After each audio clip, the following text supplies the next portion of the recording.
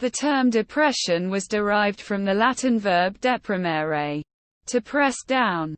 From the 14th century, to depress meant to subjugate or to bring down in spirits.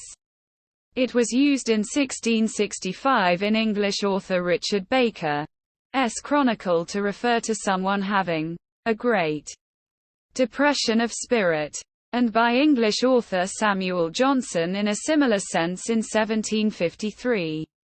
In ancient Greece, disease was thought due to an imbalance in the four basic bodily fluids, or humors.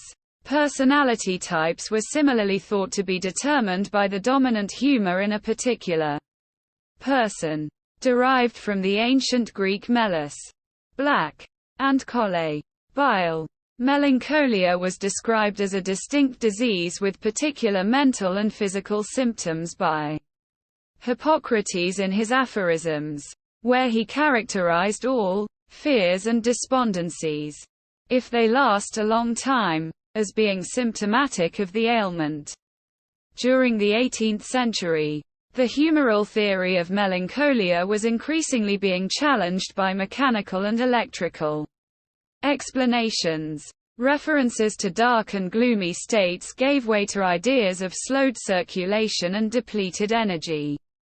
German physician Johann Christian Heinroth, however, argued melancholia was a disturbance of the soul due to moral conflict within the patient. In the 20th century, the German psychiatrist Emil Kraepelin distinguished manic depression. The influential system put forward by Kraepelin unified nearly all types of mood disorder into manic depressive insanity. Kraepelin worked from an assumption of underlying brain pathology, but also promoted a distinction between endogenous, internally caused, and exogenous, externally caused, types. Other psychodynamic theories were proposed. Existential and humanistic theories represented a forceful affirmation of individualism.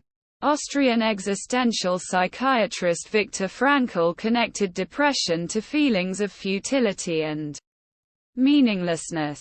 Frankl's logotherapy addressed the filling of an existential vacuum associated with such feelings, and may be particularly useful for depressed adolescents.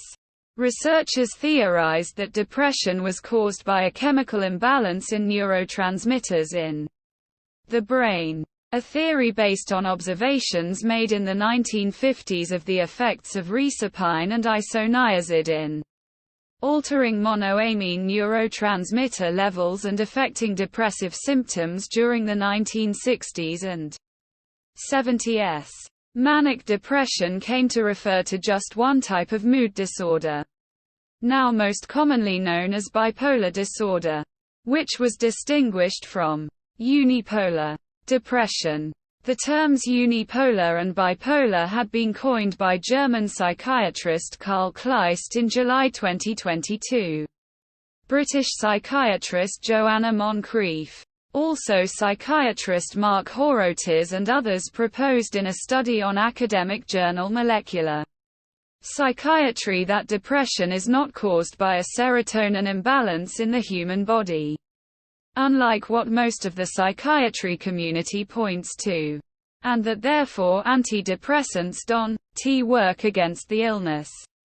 However, such study was met with criticism from some psychiatrists, who argued the study's methodology used an indirect trace of serotonin, instead of taking direct measurements of the molecule.